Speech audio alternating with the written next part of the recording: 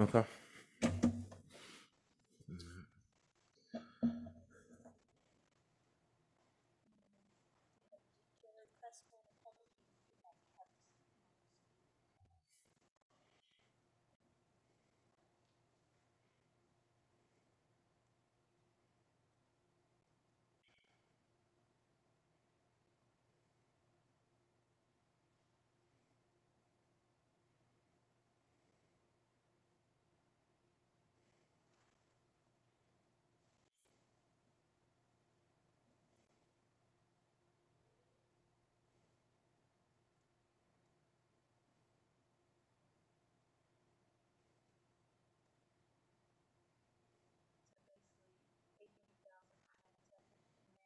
Mm-hmm.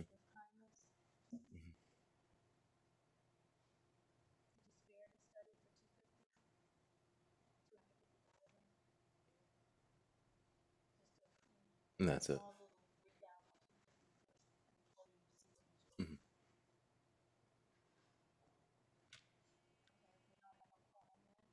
Sure.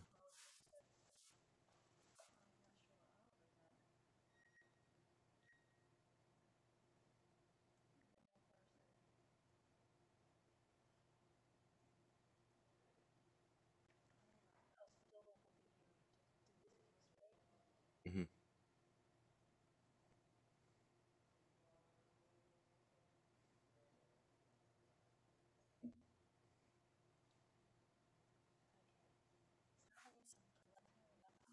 Mm-hmm.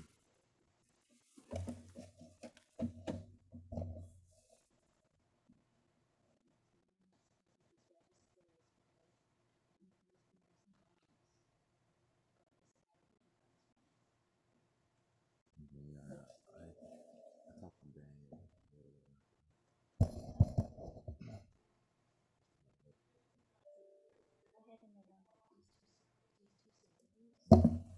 And I know they bounce, because I already bounced on paper, is, Mm-hmm.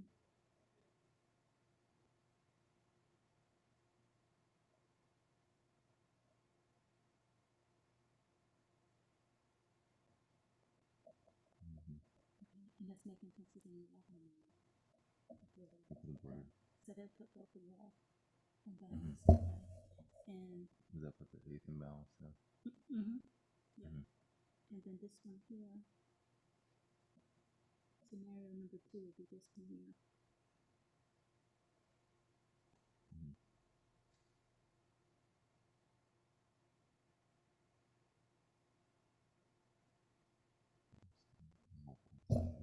Mm-hmm.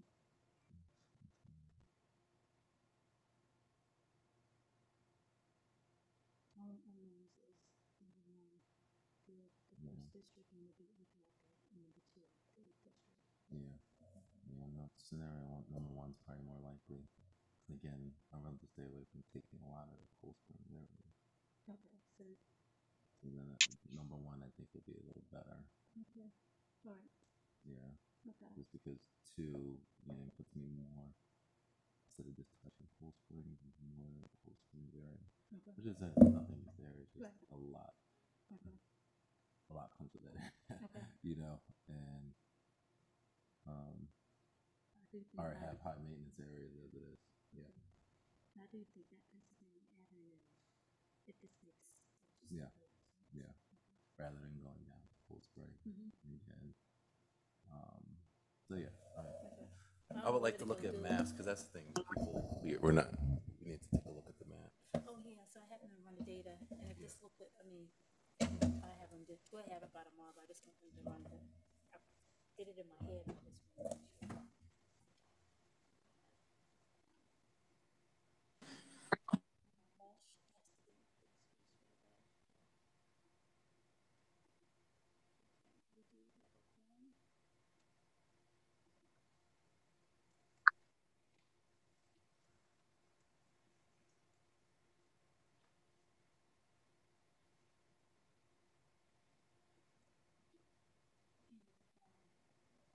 I just want to make sure.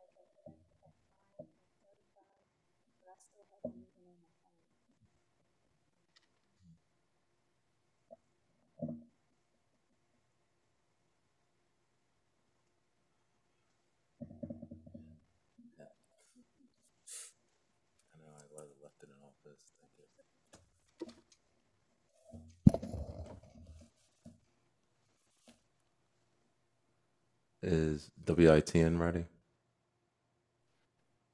Mr. Chair, we are Yeah. ready. You may start when you're Okay. ready. All right. Excellent.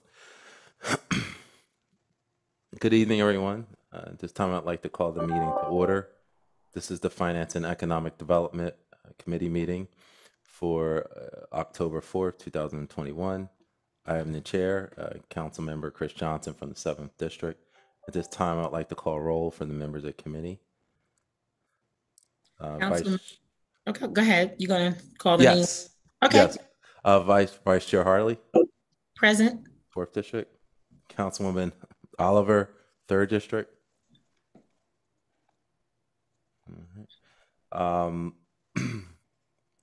Councilman Field, 8th District. Present. At large, Council Member Walsh. Okay, I believe actually she is excused.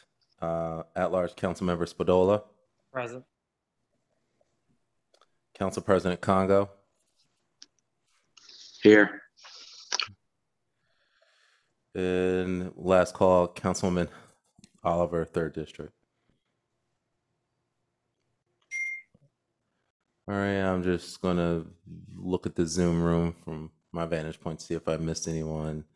Because I don't have my computer up, so I can't see everyone who's in the Zoom room. Those who I did not call, who are in the Zoom room, other council members, can you please announce yourselves? Shanae Darby for the 2nd District. Is anyone else? Okay. I believe Councilwoman Oliver is present. I'm not sure what's going on with her audio. Thank you very much, Marshall. Yeah, it's a strange because I can see the TV, but I don't have a computer. So thank you. All right. At this time, as a friendly reminder, only members of the committee should be making motions or seconding as we go forward. Now, at this point, we do have somewhat of a brief agenda. So I just wanted to cut right to the chase and just really go over the first item, which is the update on the city's American Rescue Plan funds. Now, I just got an update this afternoon from the administration that their message is that there have been no updates since the last council finance committee meeting back in September. So there is no news. So I believe last time we were at the placeholders, it was about $800,000 for Habitat for Humanity that have been committed, and I believe another $250,000 for a disparity study. And then I believe the only other outlay, I think there was a small amount of consultant funds as well. And then that's it. So far, those are the only commitments and only drawdowns until obviously we are further notified by the administration. As always, for the members of the public, we still are taking ARP ideas. The reason why there is no news is probably because there has been such a flood of ideas and different proposals that the administration and city council is still weighing. So we've gotten proposals from everything from anti-violence programs to housing stabilization, to looking at things such as hazard pay for employees, looking at proposals for things such as Wi-Fi. So there's just a broad range of things we're looking at, and we are taking our time. And so please send the information to arpideas@wilmingtondE.gov. And as you can also send it to City Council as well. So that's the wrap up on the ARPA funds. Is there any comments from members of council? Chris, I just wanted to be marked present. Yeah. Yes. Councilman Oliver, I have you marked present. Thank you. Council Vice Chair Harley. Yes, thank you. Thank you, Mr. Chair. Yes, so regarding the ARPS update, I understand that there are a number of organizations and a lot of, I guess, administrative things that are going on. However, I think the kind of updates I feel that we at least should know is what is the process, where they are in the process, if they're reviewing proposals,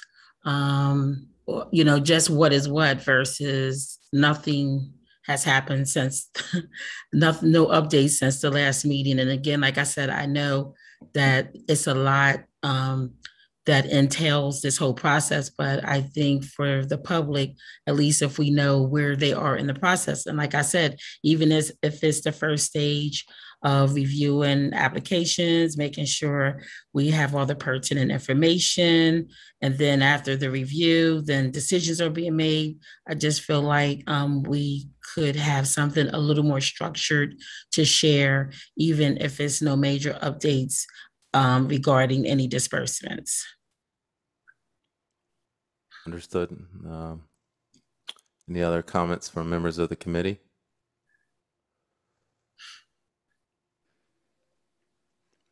At this time, I'd like to turn it to members. I'm sorry. By me Was there being on my, something, Councilwoman? yeah, I was just going to say, I wanted to echo what Councilwoman Hardy said. That's all. All right, thank you. Councilmember Spadola? Thank you, Mr. Chair. Is there anybody from the administration on the call from the mayor's office? Not for this matter, Councilmember Spadola. Okay. Unless someone from the administration wants to chime in. No, I just think it'd be good to hear it from the administration as opposed to from you, but thank you.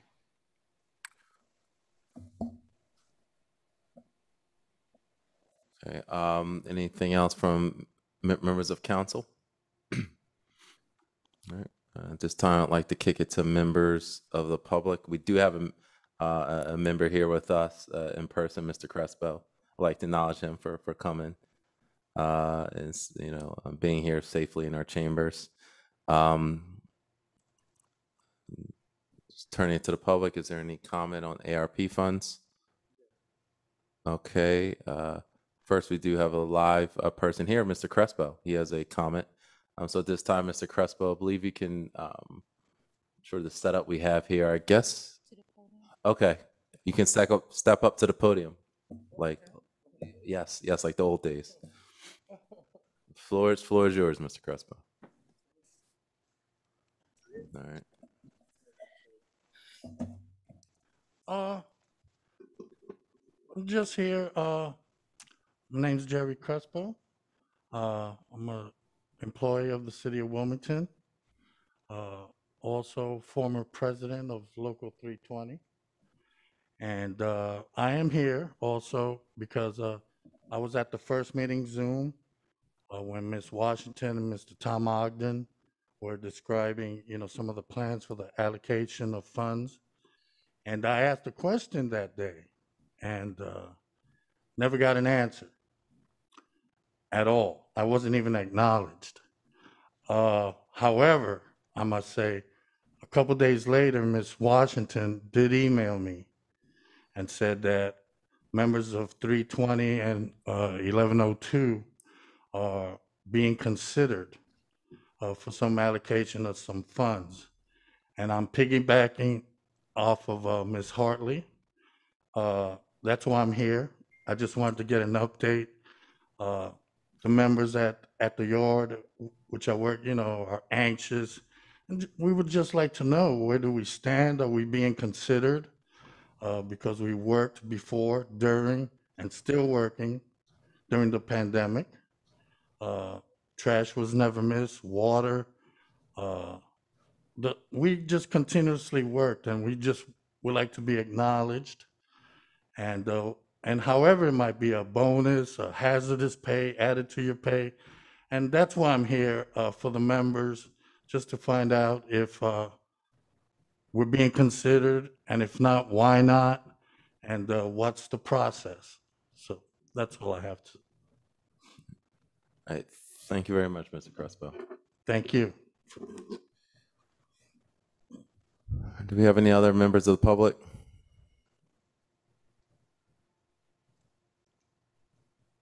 All right. This time I'd like to kick it back to members of council if there's any other final comments or questions on ARP funds.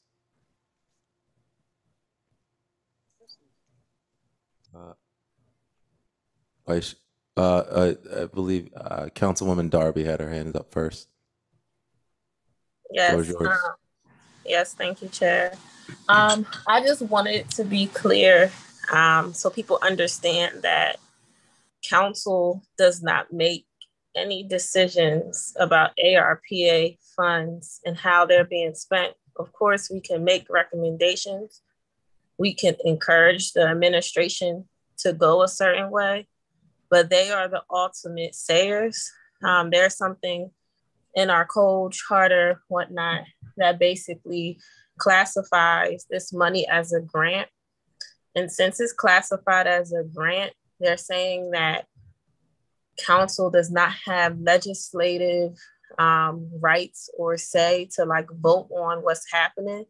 So as you're getting updates, everyone else, we're getting pretty much the same updates y'all are getting. So we're being told what's being happened with the money. Of course, you can contact the mayor's office, have meetings, encourage, recommend, do all of those things. But city council has no voting say, has no real decision power in how this money is being spent. So the energy needs to be directed towards the mayor's office, the mayor's administration on this. I think this is something that should be changed for future grants where city, because one branch of government should not have this much power where they're making the decision and just basically they're being nice and kind to report to us. They don't have to. It's just a kind little gesture they made because it was requested, I think, by a council member for us to be updated on what's going on. But I just want to make that clear because I have people reaching out to me and I'm encouraging for the ARPA money to be spent a certain way, but that is ultimately a mayor's administration decision.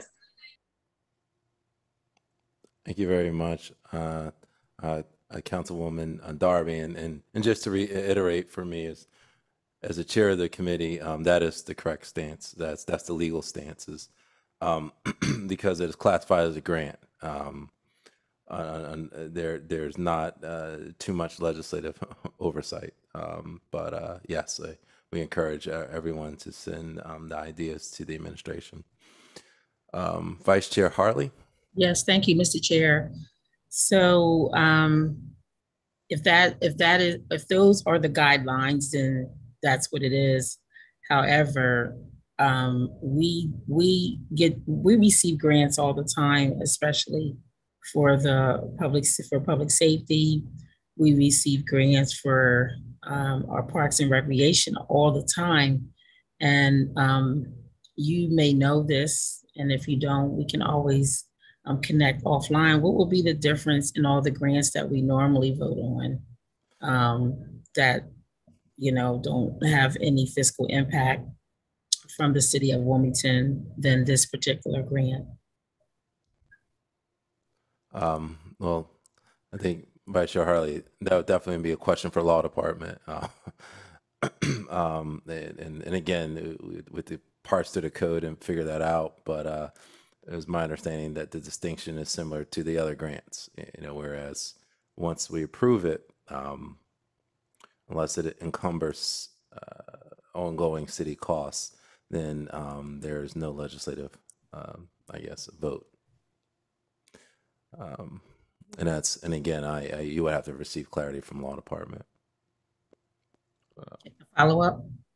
Yes. Yes. So again, I wanted to put that out there because I'm sure there could be other individuals from the public that are thinking the same thing as it relates to this being a grant. So it's not challenging the system as much as I'm trying to understand. And like I said, I believe in following the rules. And if those are the rules, I get it and I understand it. But again, when we use the term grant, this is not the first time that the city has received a grant. And so if there needs to be a follow-up with the law department, then that's fine. And I'm asking staff to please submit that question over to the law department to find out what's the difference between this grant and the other grants that we receive. Thank you, Mr. Chair. So noted. We have that noted. All right. Councilwoman Darby. I lowered my hand. I'm sorry. I was going to just reiterate the same thing you were saying, that we can vote to receive grants, but how they're spent, we don't. So any grant that comes as a council, we vote that, hey, as a government, we're going to accept this. But then whatever department it goes to, they are the ultimate decision maker. But we do vote to receive, but not exactly how it's going to be spent. And that's what I got, because I asked a lot of questions too, because I was like, so are we going to vote on this East Side money thing? I was like, and they were like, no. And that's when someone explained to me about the whole grant. And I'm like, that is like outrageous to me that one branch of government has so much power. But that was it. Thank you very much, Council Member. Are there any other comments or questions from members of council? Okay. Seeing none, I just want to let you know we're going to be doing more regular updates as things pick up steam. I can tell you, and specifically in regards to hazard pay, this is something that both me and several of my colleagues have reiterated to the administration, that it is almost a must. This must happen. Now, in terms of what it's going to look like, I think it will be probably some kind of tiered system, handling the frontline employees who are directly exposed, and then they would have the greater amounts, and then lesser amounts as you're essential but not on the front lines. That's the framework I believe they're working towards. Okay, and I'm hoping once some calculations and some numbers are ran, we'll be able to have more tangible updates, especially for the union. That is something, again, council has reiterated. It must be part of us to move forward as a city. We can't leave behind those who have been working, even temp workers, those who are on the front lines and still are on the front lines. So we're still working on that. I hope to have some announcements even before maybe next meeting. I think it's really crunching numbers with OMB and finance and looking at where we're at right now in terms of who's eligible, hours, things like that. So thank you very much, Mr. Crespo.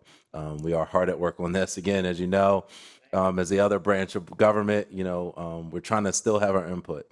As our council president says, we have to look at still having an impact. So we are hard at work on this. Thank you. Thank you. And Vice Chair Harley, was there anything else, closing words you had on this subject? I did wanted to make a comment regarding the topic that you just mentioned. And my comment, thank you, Mr. Chair. My comment would be, has any benchmarking been done as it relates to the topic that you're talking about in terms of compensating those that were on the front line? Any benchmarking to look at what other municipalities have done? And then if yes, to see, what kind of dollars were they dealing with? Because when you think about, financing and you think about equity and all those things that you just mentioned, I would think that a dollar figure would definitely have to come into play somewhere as it relates to how, funding, and making sure that the funds are available. And again, looking at the number of people versus the dollar amount. And I mean, I'm very appreciative to those that were out there, and I support whatever is equitable, whatever is trending in other municipalities. But again, I just want to make sure that, when we're talking about certain kind of topics and we're talking about, compensation, we always have to think about, the funding that we have available as it relates to, the decisions that are made and the amount. Mm-hmm. Thank you very much, Vice Chair. And that is exactly where we're at. It's look at the math, because this not only involves the unions, public works, but parks workers as well, and those members who were even serving lunches during the height of the pandemic. And as well as Department of Finance employees who are the white collar workers. So it's very complex, and I believe that's what the administration is working on. And again, us on City Council are trying to have a say in terms of how we have to make sure it's fair, so that we're able to get the funding to the right place for those who risk their lives, specifically to help our city keep moving forward. So again, we will have more updates on this. Thank you. All right. Thank you. All right. Unless there's anything else on this topic, I would like to move to item number 2 on the agenda. We have an update on the CARES Act Water Assistance Fund. We have Finance Director Brett Taylor. Are you there? Good evening, everyone. Mr. Chair, how are you? All right. Good. Good evening, Director. And the floor is yours. Okay. Thank you. Is there a PowerPoint? Do you have one? No. This is just a quick There's no update. PowerPoint. As you recall, we started back in, I believe, March or April with the Utility Assistance Program. We expanded it out to all city residents. We offer funding to assist in backwater bills, and based it on a 200% of poverty level income threshold. We had allocated originally $300,000. And the good news is that as of this evening, the balance on that is only $20,329. That means that we had approximately almost $279,000 allocated to helping individuals with their utility bills. This resulted in 127 customers being assisted for an average of about 2,200, about 2,200 in assistance towards their delinquent water accounts. Now, those customers whose balances had exceeded $3,000, we also placed them on payment agreements to address the remaining balances. So we think that the program was very successful. That money is, there's a few dollars left for this assistance. To date, we have not identified any potential other funding that would come into play. However, I do want to encourage those who are still interested to reach out, particularly renters who may have excess water bills on the properties in which they are in. You can reach out to the Delaware State Housing Authority, which has a similar program. And they provide up to, I believe, $3,000, and it's directed towards seniors. So there are other dollars that are out there. Now, we are still waiting on some information from federal money that might be coming through the state as a pass-through that could potentially assist us. Those regulations were to be written. They were supposed to be written last year, but I don't believe they have been finalized as of yet.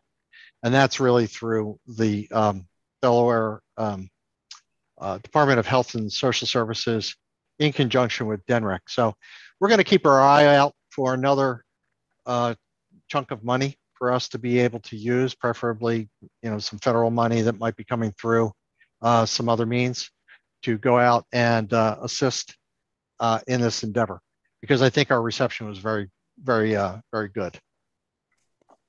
All right. Thank you very much, Director Taylor. And I guess my first question is, I appreciate the work. Well, I guess not a question, it's a comment. I appreciate the work of you and your finance department, because I remember when we sat earlier this spring, maybe around the May timeframe, it was almost $300,000 left in that account. So I'm glad to see it was spent down. I guess my just first question is, what do you think the difference was between earlier this spring and now that the money got spent? What was it, that PR campaign that we talked about, or was it maybe upping the cap? I think it was a little bit of both. I think it was a little bit of both. You know, we really appreciate City Council's suggestion in terms of raising the cap and WITN's participation in getting the word out on it. We had also made a full court press. We had done a public service announcement that we had sent out to people's cell phones, alerting them to not only you know, we had a bit of a parking amnesty, but also folded into that was an assistance for utility billing. So we sent out approximately 400,000 notifications on this to people's cell phones, and we were able to generate a pretty good bit of foot traffic. People coming into our website and making inquiries. So we are out there making that push. We encourage people. Every time I'm out, I suggest that people, please just give us a call. Call 311. We've got an account services department. We work with any and all customers in terms of working out payment agreements. So we were just fortunate to have that $300,000 there to help ease some of the customers' pain. Thank you very much, Director. Mm-hmm. Yeah. I'm going to open Chair, up to... I don't have a hand available. May I say something? This is Councilwoman well, Gray. Yes, Councilwoman. First, I want to recognize Councilwoman Gray, and also Councilwoman McCoy also has joined us this evening. And I believe, so based on order, I think Councilmember McCoy had her hand up first. Okay, thank you. And then I'll get to you, Councilmember Gray. Okay, Councilmember McCoy.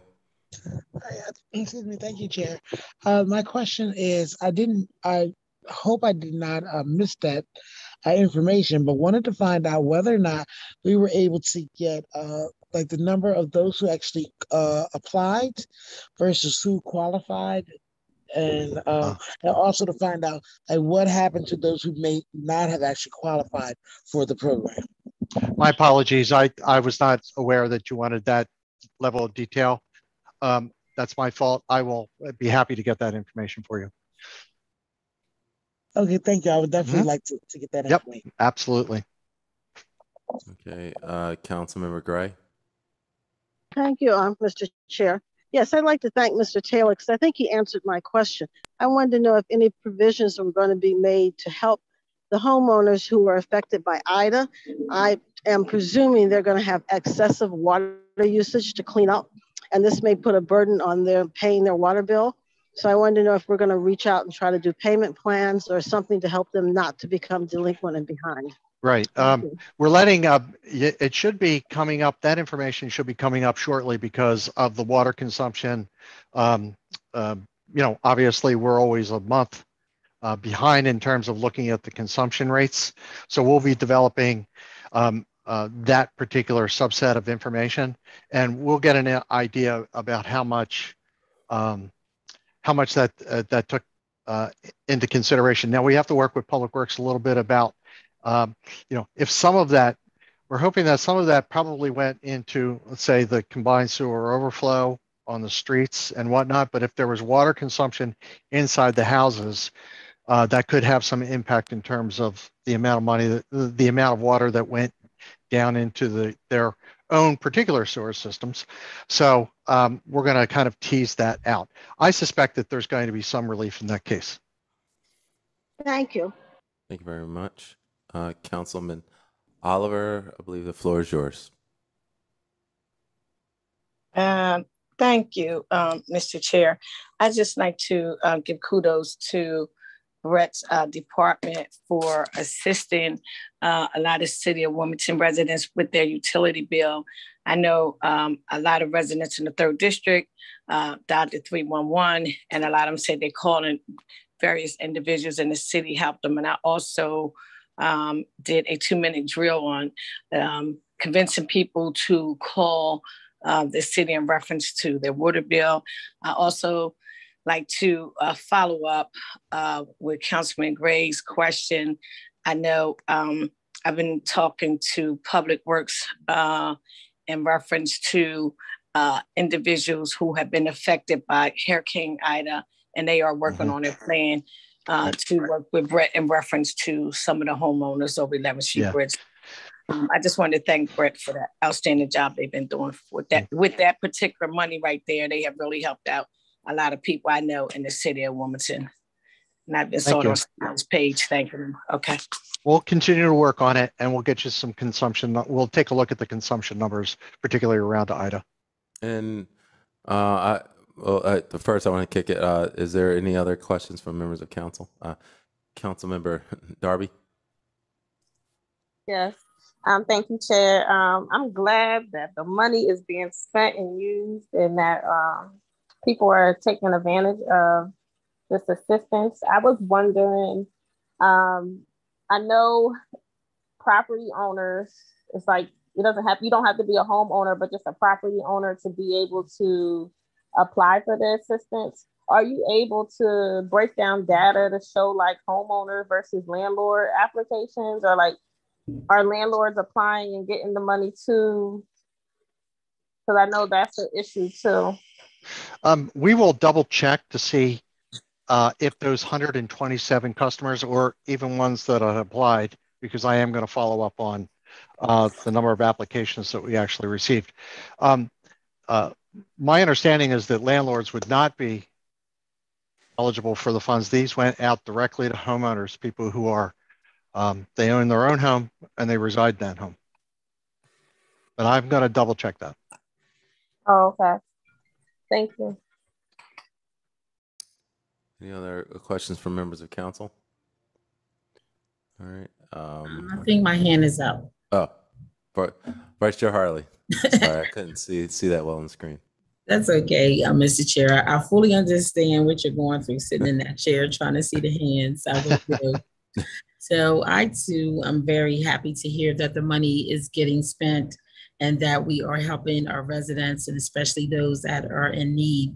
One question that I have for you, Mr. Taylor, do we outsource the billing in terms of how the bills go out? And the only reason why I was asking that question is because I had suggested previously how we could include communications in the water bills to get the word out regarding these types of opportunities for our residents if we include the communication in the water bill. But I don't know if that's in-house or if that's an outsourced responsibility that the city has. Let me answer it this way. All of our bill generation is done in-house, including the development of the Water Gazette, which is included in the bill. Now, when we actually print the bill and mail the bill, that's outsourced. We give it to a printer, they put it into their mailing database, and they mail it out. But all of the bills ourselves, we do ourselves. So all of that's in-house, so we have a lot of control over that. I will say that due to budgetary restraints, we went from doing the Water Gazette on a monthly basis down to a quarterly basis. Doing it on a monthly basis, obviously with monthly billing, we've increased our volume, and it's expensive. It's expensive to run a mailer, a two-sided mailer, and have it included in the mailing.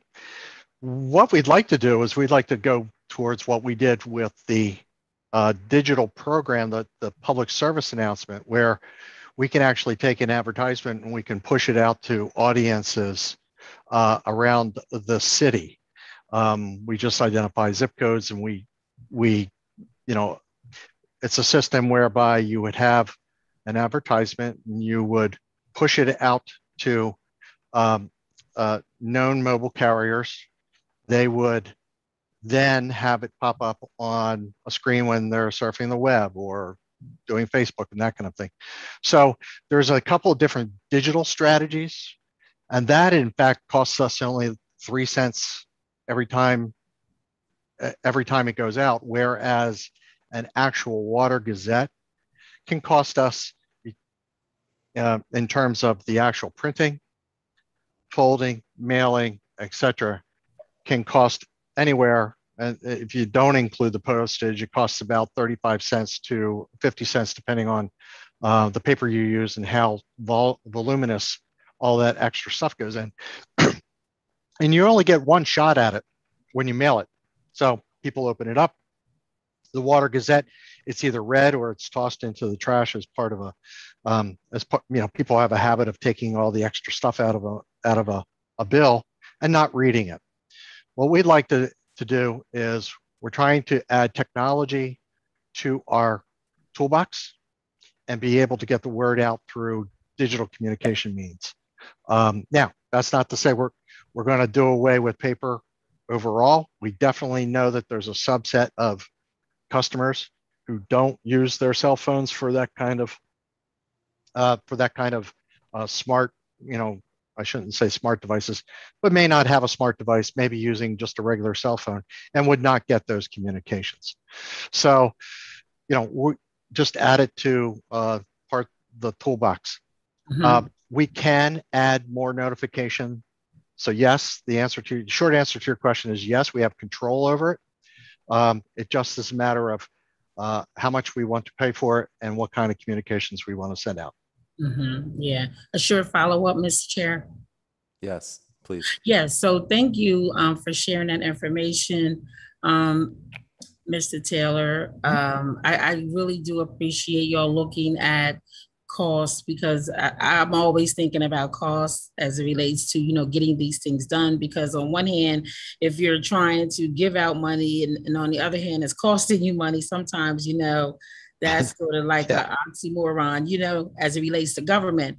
So my only reason for asking was just to think about a way where we could get these good messages out to our taxpayers, because it's like we have these wonderful programs that are going on, and if people don't know about them, then it's like, okay, you got to keep trying.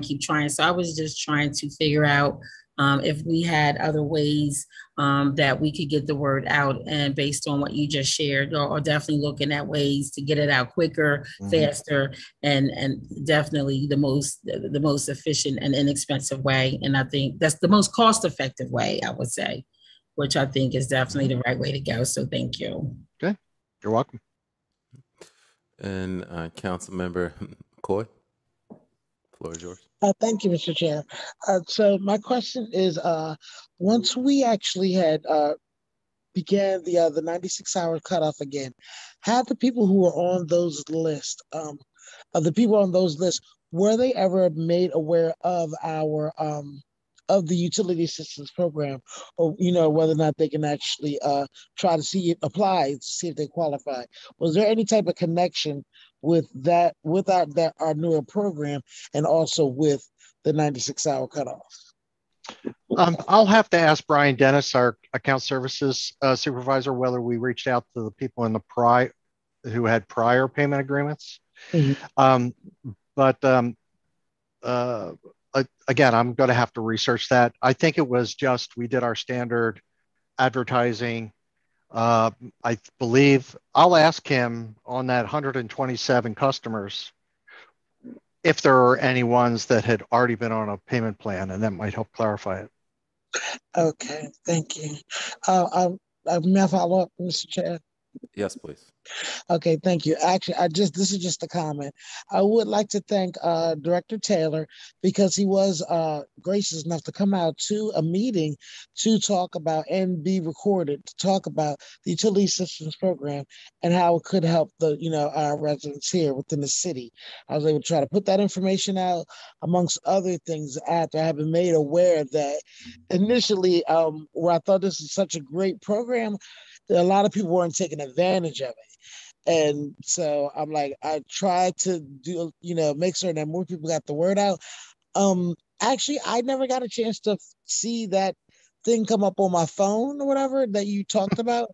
I didn't see that, but I'm just glad that more people were able to take advantage of this utility assistance program, because this is something I kept trying to push, because I knew that once that moratorium ended, we were going to have an issue. Yeah. Because of all of those things that happened during COVID. Right. And I haven't forgotten you. You invited us to come out again, and Yes. we will be there. Okay. Thank you so much, Mr. Taylor. And so with that, I just want to thank you again, Director Taylor, being proactive and working with council. I know Councilmember McCoy was, on your department about this, and your department responded. Your department responded during the budget cycle. When you were kind of criticized about how the outreach was going, and I appreciate you listening and taking action so we can get much needed help. I guess my only other question is, so I understand that we're almost done with the funds, they're drawn down. What is the likelihood, Director, that we'll be able to get it replenished somewhat? Is it likely, not very likely, wait and see? There's wishing and then there's reality, and that's kind of a large amount for us to consider. I am pounding the pavement to see whether or not I can get a largesse of money coming in. We may, once this money runs out, we may have a short gap, but as soon as I can find the available funds, we'll make sure that we get it in place again, because it was successful. But you're just going to have to give us time to figure out where that capital is going to come from. Understood. All right, Councilmember Darby. Yes, I have a question in regards to the history of this program really quick. Before the CARES Act funds, the utility assistance program existed, and how was it funded prior to CARES Act fund money? It did not exist, and it was not funded. So it really came as a result of having the CARES Act money coming in. But as you know, the CARES Act money was limited. So, again, we're going to have to find something to replace it. And that's going to be, that's on my policy objectives for the year. Okay, no, thank you. Thank you very much, Director. If there's no further questions or comments by members of council, again, I appreciate your willingness to come down and be on the hot seat, Director, as you always Anytime. are. So I appreciate that, and sure. We'll definitely figure out path forward, working with us to try to figure out how we can get this fund replenished. Okay, anytime you need me, just call. All right, thank you very much. And with that, I believe we are on our last item on the agenda. This is a legislative item, so it does need a vote. Okay, so just stay tuned as we get through this. All right, and it is substitute 1 to ordinance 21-44, ordinance to amend chapter 2 of the city code requiring annual ethics training, and to revise the procedures to amend the city ethics requirement. I am a co-sponsor on this legislation, but I will cede the floor to the prime sponsor, Councilmember Spadola. The floor is yours. Thank you, Councilmember Johnson. Good evening, everybody. I know we've been over this in a previous committee meeting as well as the last council meeting, but just in case, and this is anybody's first time tuning in, I'll just start from scratch. So what are we talking about here? We are talking about ethics training. What is ethics training? It's training that consists of learning about abuse of office, what a conflict of interest is, prohibited political activity, what to do when a conflict of interest arises, as it applies to elected officials, as well as city employees. All the council members took this training this year, which is great. And we've heard a few people say during the course of votes that they have a conflict and they recuse themselves, which is the right thing to do. So why am I proposing this legislation? Well, one, there's no law stating that full-time city employees receive this training. And also for elected officials, right now we only get this training once every 4 years. I'm a firm believer that is way too long of a gap to ethics training and ethics in general should be ever present in our mind. We should be kept up to speed on any changes in state law as it might pertain to the code of conduct, as well as any federal changes. And that's why we have an ethics commission to help keep us up to speed. At the end of the day, this is all about preventing unintentional mistakes due to not being up to speed on the ins and outs of the law. It's really keeping in with best practices of many corporations, companies that might do annual sexual harassment training or non-discrimination training. And the refresher is just a 30-minute video that the Ethics Commission would put together. The elected officials could watch it at any time during the course of the year. So it's no constraint on anyone's time. And I just think it's something, I think it's important that the voters know that, we have elected officials that are, keeping ethics at the forefront of our duties, being the holding the purse strings to the city. So I just want us all to be on the same page with that. The changes that we discussed at the last meeting and why I held the legislation, this is based on feedback from council members. I took out the 45 or 90-day time frame that was that the Ethics Commission was going to have over future changes to the Ethics Commission section of the code. That is no longer in there. So in the future, if anybody made a proposed legislation to change this legislation, for example, the Ethics Commission would not have the opportunity to review it. And I did change the transparency part of it. Previously, the Ethics Commission was going to list the people who did not, the elected officials who did not take the training. Now they're going to list the officials who did. So it's more of a positive spin on everything based on feedback. At the end of the day, to me, it's about succession planning. I think, if we removed ourselves as elected officials from the picture, we would want our elected officials who are representing us to undergo ethics training annually, as well as the full-time city employees that are, curating and working on those contracts prior to them coming to us for that. So that's all I have, Mr. Chair, and happy to answer any questions. Thank you very much, Councilmember Spadola. Are there any members or questions by members of council? Questions or comments? All right. Vice Chair Harley.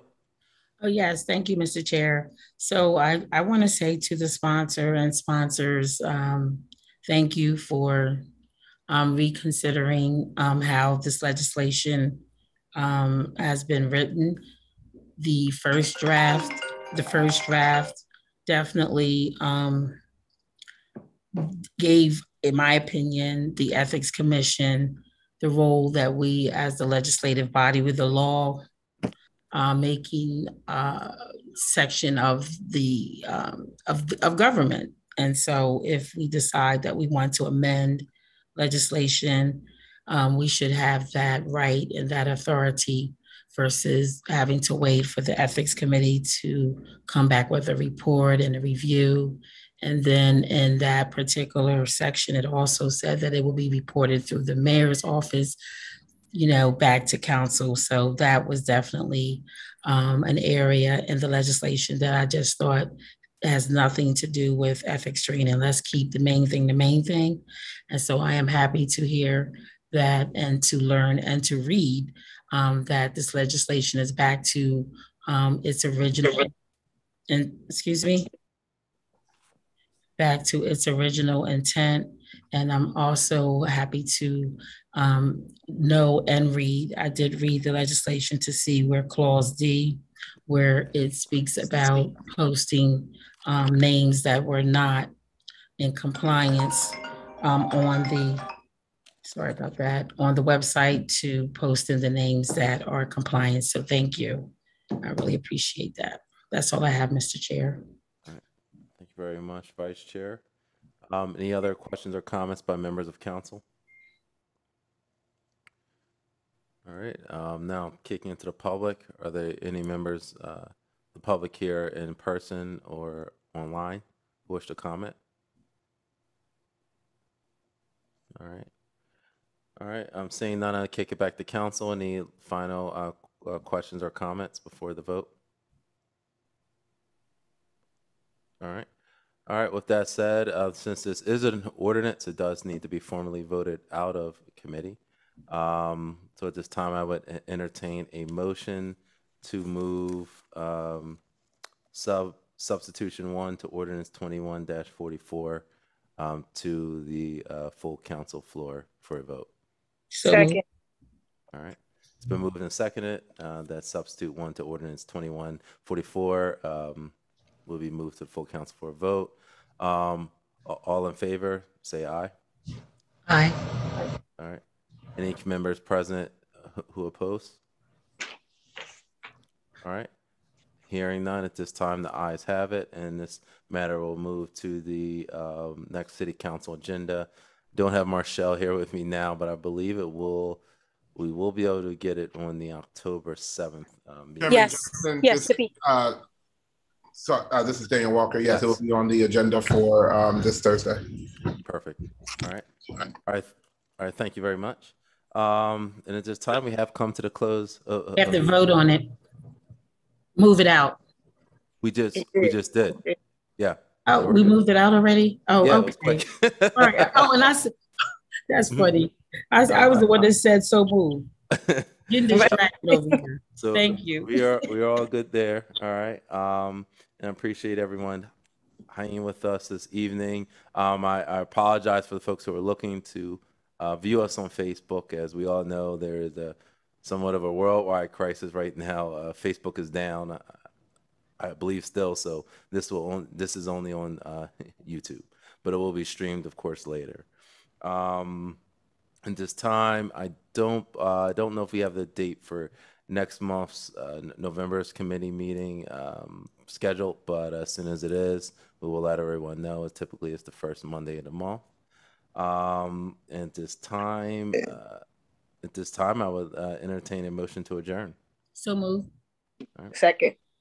All right. At this time, it's been properly moved and seconded to adjourn. All those in favor, say aye. Aye. Any opposed? All right, motion carried. Thank you very much for joining the Finance Committee meeting. See Have you a good next month. evening. Bye. Take care, everyone. Bye-bye.